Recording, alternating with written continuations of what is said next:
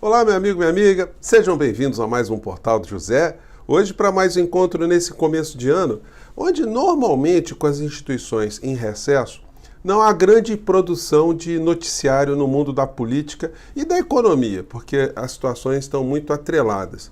Mas temos situações muito importantes que estão acontecendo no Brasil hoje e que nos obriga a fazermos algumas reflexões e enfrentamentos sobre alguns temas, como por exemplo, a mistura de política com religião. Essa situação vai precisar do governo Lula um enfrentamento mais frontal, vai precisar de mais discursos, vai precisar de mais esclarecimentos. E os canais que se ocupam em debater as questões políticas, econômicas aqui no nosso país, vão ter que perder também algum tipo de receio de entrar nessa seara. Nós sabemos que as religiões estão presentes com a política, com o poder, desde que o mundo é mundo, desde os primórdios. Isso é absolutamente indissociável, né? Do exercício do poder e as crenças que os povos têm sobre algum tipo de Deus, algum tipo de religião. Aqui no Brasil, essa questão está ganhando contornos cada vez mais corrosivos, cada vez mais negativos, cada vez mais inescrupulosos, fazem discurso religioso, mas com viés absolutamente político e mais do que isso, né, sempre alienante, sempre envenenador de almas e de corações. Hoje eu vou conversar com vocês sobre situações absolutamente inacreditáveis que estão acontecendo aqui no Brasil e como é que o governo Lula já começa a se preocupar com essas questões de política versus religião, ou religião e política tudo junto, de políticos no meio dessa história.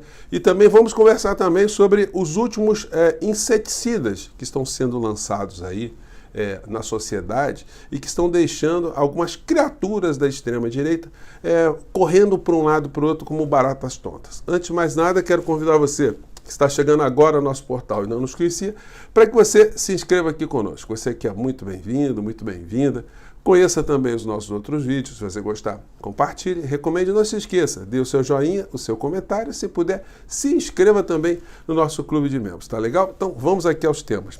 Gente, hoje no estado de São Paulo, no Estadão, tem uma matéria que não está com grande destaque, mas ela é muito importante, que diz o seguinte, a coluna de Roseanne Kennedy.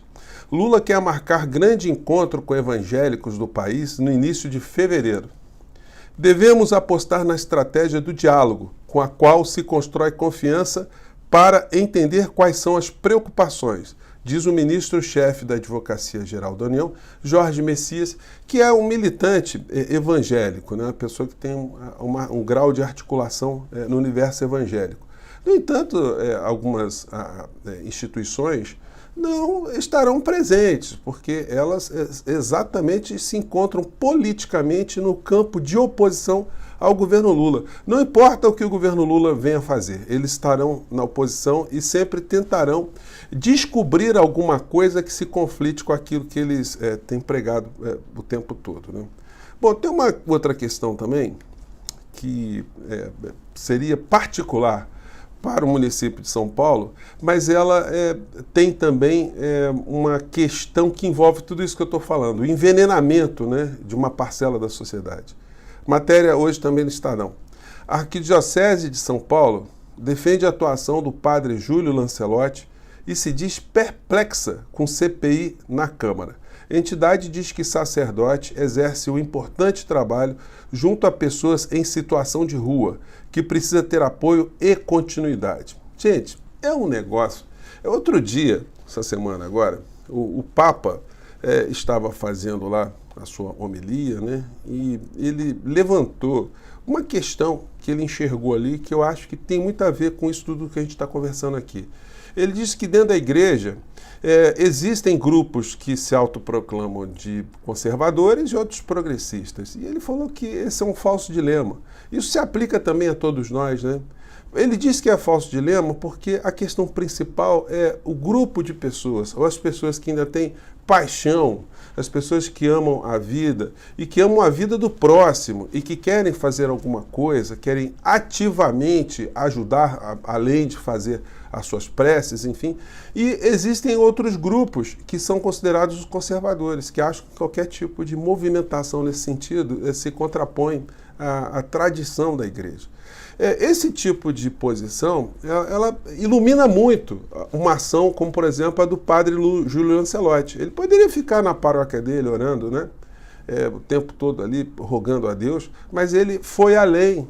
Ele vai dar o abraço, vai dar o carinho, vai dar algum tipo de cristianismo, algum tipo de humanidade para as pessoas que estão ali numa situação absoluta de exclusão, sendo o mais fiel militante do cristianismo. Porque se Jesus estivesse aqui, né, em carne e osso, certamente ele estaria ali fazendo exatamente o que o padre Júlio Lancelotti faz.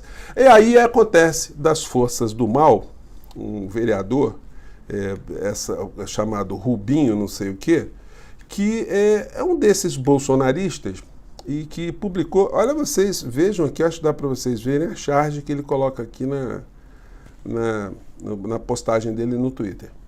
Políticos de esquerda enfurecidos com minha CPI que vai investigar o padre Júlio Lancelotti e a máfia da miséria.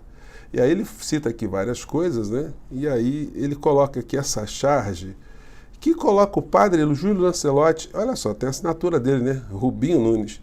O padre Júlio Lancelotti segurando um copo de cerveja, com o símbolo ali da foice e do martelo, e uma ratazana gorda no seu ombro, né? Gente, é um negócio, essa gente perdeu completamente algum resquício de humanidade, de escrúpulo, né? Ele faria a mesma coisa se Jesus estivesse encarnado no padre Júlio Lancelotti.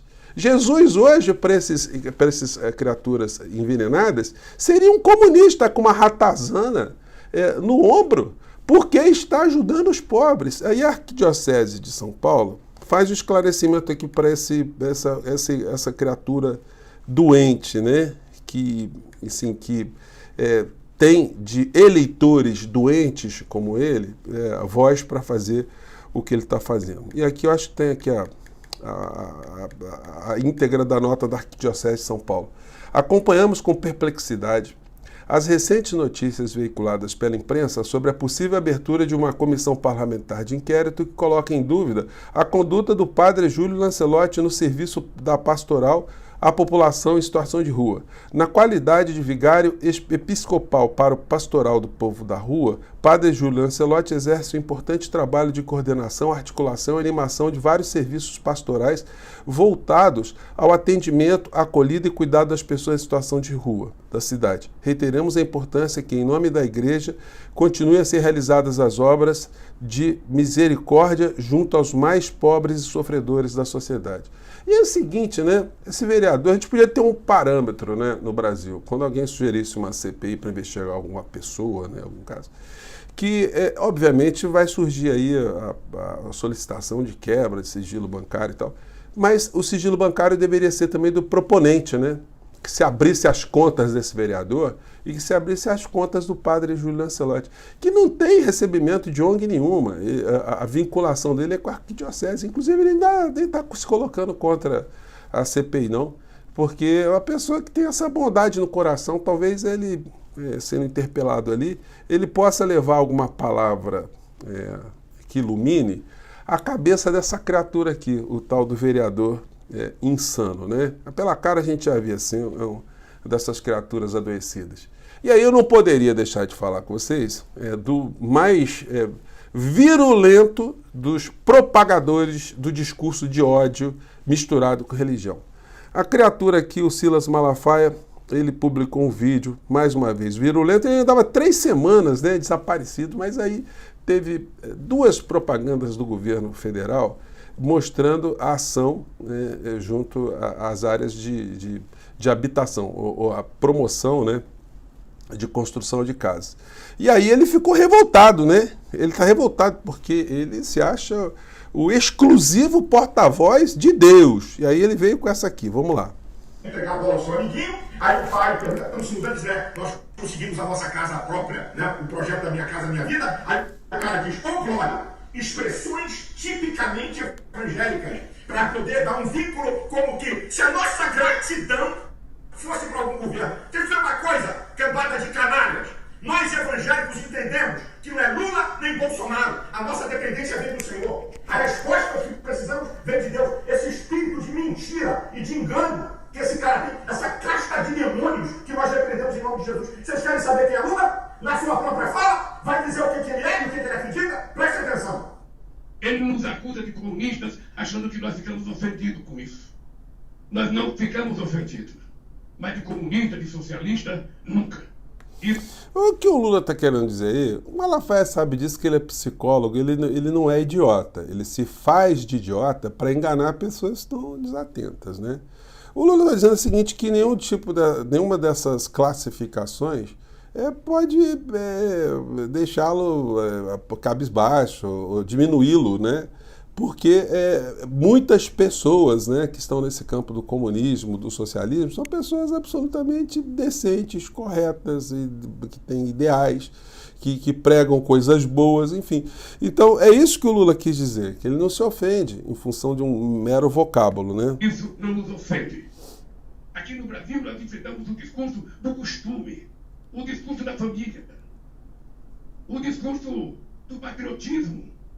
Ou seja, aqui nós enfrentamos o discurso de tudo aquilo que a gente aprendeu historicamente a combater. Lula dizendo que tem o que o Lula quis dizer, você entendeu isso, é que esses discursos de Deus, pátria, família, isso tem sido utilizado de uma forma absolutamente estúpida, distorcida, que esse tipo de discurso serve sempre para mascarar situações reais. E que é isso que a esquerda, de um modo geral, combate, a utilização de Deus para fins políticos, da família para fins políticos, de alguns dogmas para fins políticos, que são comportamentos de vigaristas, né? Aí a criatura aqui, que sabe disso que eu estou falando, mas ele distorce para as pessoas mais incautas, né? Dizendo isso aqui, ó.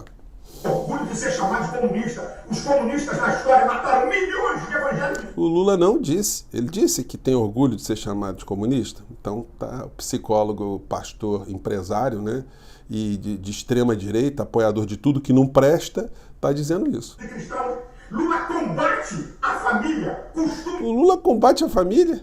Teve alguma família que foi destruída porque o Lula quis destruir família? Gente, fala sério, né? Tudo que a Bíblia manda a gente valorizar. Lula humilha, ridiculariza os evangélicos como se fôssemos uma cambada de ferrados e pobretões independentes de governo. Gente, deixa eu dizer uma coisa, ele não conhece a comunidade evangélica. Nós temos pobres, classe média e ricos. Eu tenho pobre na minha igreja, eu tenho pobres na minha igreja, mas gente trabalhadora, de dignidade, que acredita em Deus, que conquista as coisas e que não fica com filhos na mão dependente do governo. Aí tem uma questão de fundo muito interessante, né? É que esse discurso aí do Malafaia, ele sempre comprova aquilo que eu digo para vocês, né? Que não se discute nenhuma questão relacionada à política real, não se discute políticas de habitação, políticas de emprego, política econômica, nada. O que resolve a vida do fiel do Malafaia é dar dinheiro para ele, para a igreja dele, né? Que na verdade é uma pessoa jurídica, mas ele que controla tudo, né? Ele que recebe a movimentação de grana toda, né?